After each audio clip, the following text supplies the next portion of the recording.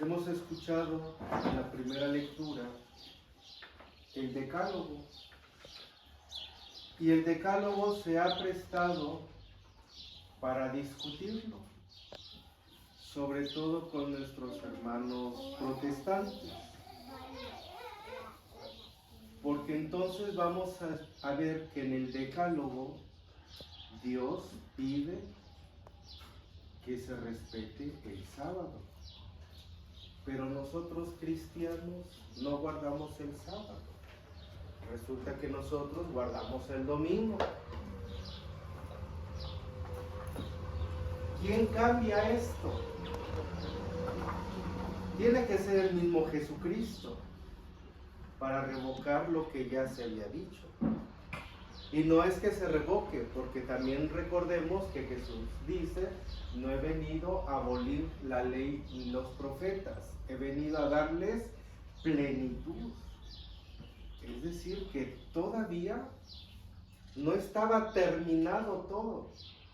Hacía falta darle plenitud y Jesucristo viene a dar plenitud. Hay algo que debemos entender, a ver si me explico. Voy a hablarles un poquito sobre apologética. Cuando nosotros hablamos de apologética, es decir, la defensa de la fe, necesitamos tener en claro algunas cosas. Cuando leemos la palabra de Dios, tenemos el texto. ¿Qué es lo que vamos a leer? Pero de eso que vamos a leer, hay más texto arriba y abajo. Y todo eso que lo envuelve es el contexto. Porque si yo leo solamente una frase, o bien se puede entender o no. Y el problema es cuando no se entiende o se puede interpretar de una manera equivocada. Por eso tenemos el texto y después tenemos el contexto para entenderlo mejor.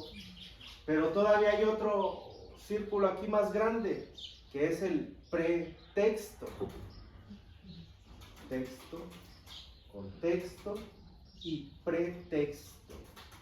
Y el pretexto es para qué se escribió, con qué intención se escribió.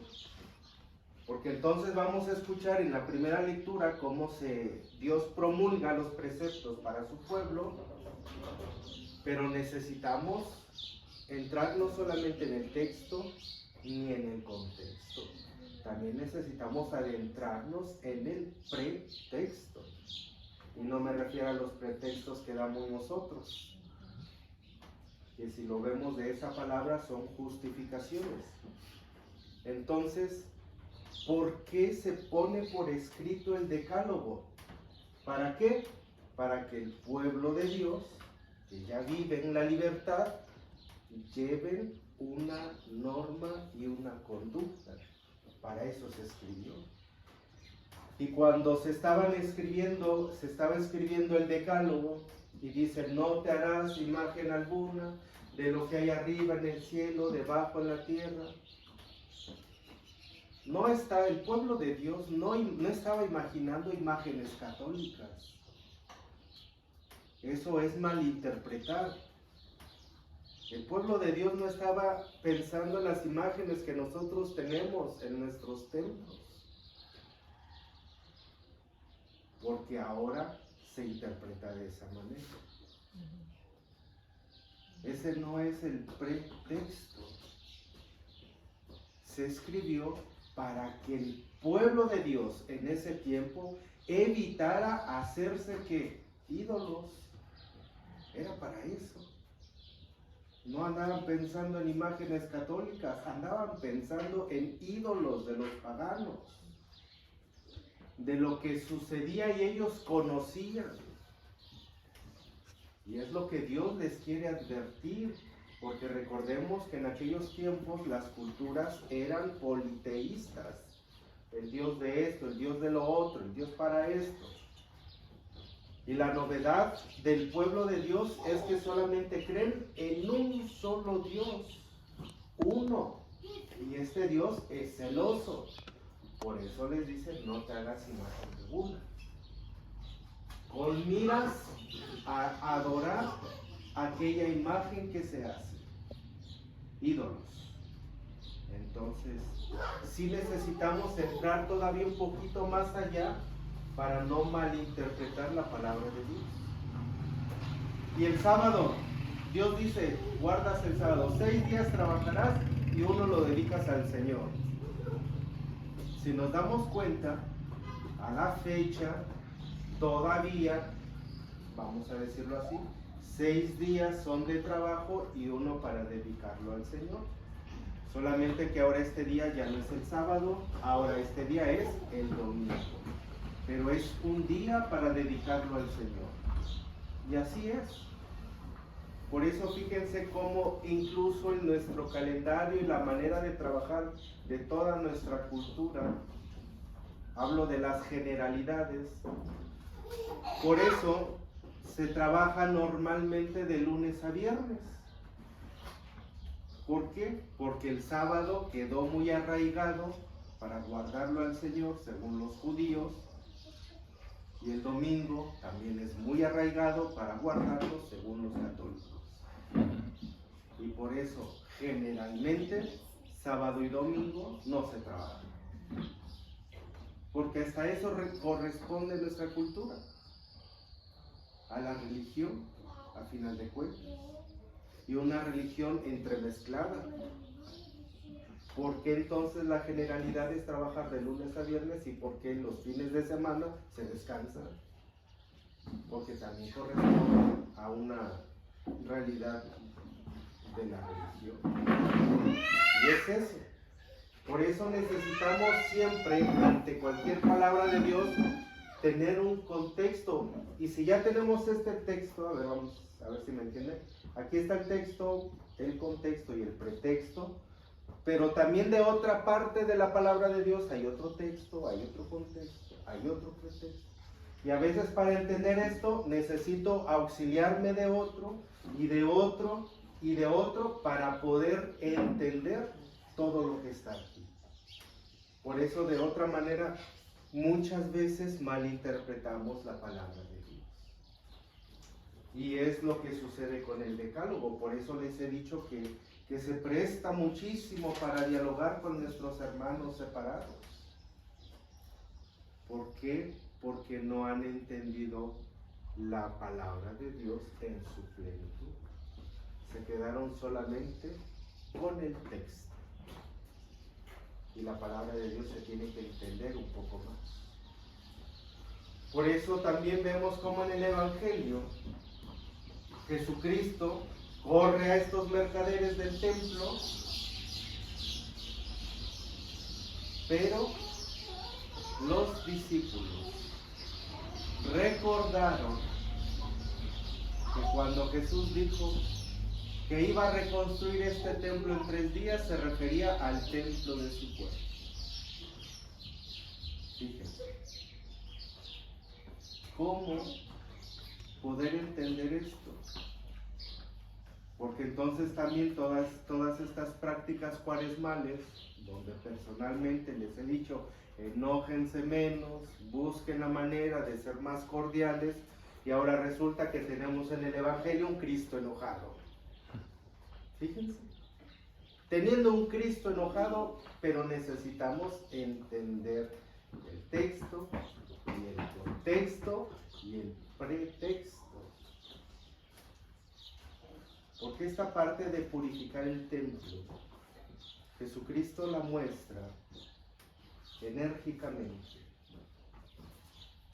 Si nosotros nos vamos a la parte histórica, pues vamos a ver que en el templo se ofrecían los sacrificios y por eso tenía que haber quien vendiera los bueyes, las ovejas, para poder realizar esos sacrificios. Quien pudiera vender las palomas para ofrecer el sacrificio. Como recordemos que la Virgen María cuando fue a presentar, y San José cuando fueron a presentar al niño Dios al templo, ofrecieron los pichones. Alguien se los tuvo que vender. Entonces, la realidad de esto corresponde al tiempo y a las necesidades del templo. También porque había cambistas, porque resulta que el dinero que manejaban, la moneda del pueblo del Imperio Romano, pues eran, vamos a decirlo así, eran monedas contaminadas, y nada entra contaminado al templo de Dios. Y para que no entre nada contaminado, el templo tiene su propia moneda. Por eso llegaba la gente que venían de las peregrinaciones de muchos lados, traían su dinero del Imperio Romano, la moneda que ellos manejan, y la cambian para que esta moneda, que no está impura, pueda entrar al templo y ofrecer sus ofrendas. A eso responde. Pero Jesús quitó todo. Y cuando dice el Evangelio que se refería al templo de su cuerpo, hablando de la resurrección, ¿es cierto? Y también podemos entender que si Cristo habla sobre la purificación del templo de su cuerpo y la reconstrucción del templo de su cuerpo, es para que todos los demás también podamos entender que para purificar este cuerpo necesitamos coraje. A ver si me explico. No es lo mismo cuando alguien se pone a limpiar y con una calma quita una cosa, le hay. ¿Me explico? Cuando termina y va a quedar mal hecho. Pero si nos encontramos a alguien con una actitud de más ahínco, de más fuerza, llega bien, pasa el trapo rápido, lo limpia y queda limpiecito. Porque se necesita coraje para limpiar, se necesita coraje para hacer las cosas. Y para purificar este templo del Espíritu Santo, pues también necesito coraje. ¿Cómo lo limpio? Con el sacramento de la confesión. Y mire que para acercarse al sacramento de la confesión sí necesitamos coraje, porque necesitamos hacerlo. De otra manera, no nos acercamos por la vergüenza. Imagínense si a Jesús le hubiera dado vergüenza correr a estos mercaderes. ¿Cuándo los corre? No los corre. Necesitaba ser enérgico. Y para limpiar el templo, Espíritu Santo, sí necesitamos coraje y fuerza. Y es eso. Necesitamos entender, mis hermanos, toda esta parte de la interpretación de la palabra de Dios, de la apologética, la defensa de la fe. Necesitamos saber que también para entender una parte del Evangelio vamos a necesitar otros recursos. De esto del templo y los mercaderes ya les di también el recurso histórico del por qué había quien vendía esos animales, por qué se hacía el cambio. Porque cuando tenemos el panorama amplio, podemos entender la palabra de Dios mucho mejor. Y si en algún momento alguien no le entiende a la palabra de Dios, pregunte con quien sí sepa. Porque cuando nosotros le queremos preguntar a la comadre que tampoco viene a la iglesia, pues no me va a saber decir.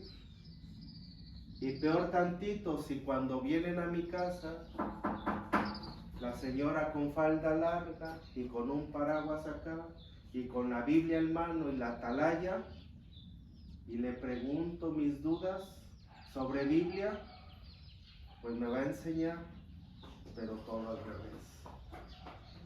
Y si yo desde el principio no conozco la palabra de Dios y alguien viene y me la enseña de una manera equivocada, pues me la voy a creer. Voy a pensar que es cierto. Y por eso nuestros hermanos católicos que no se han esforzado en conocer su fe, pues se nos van.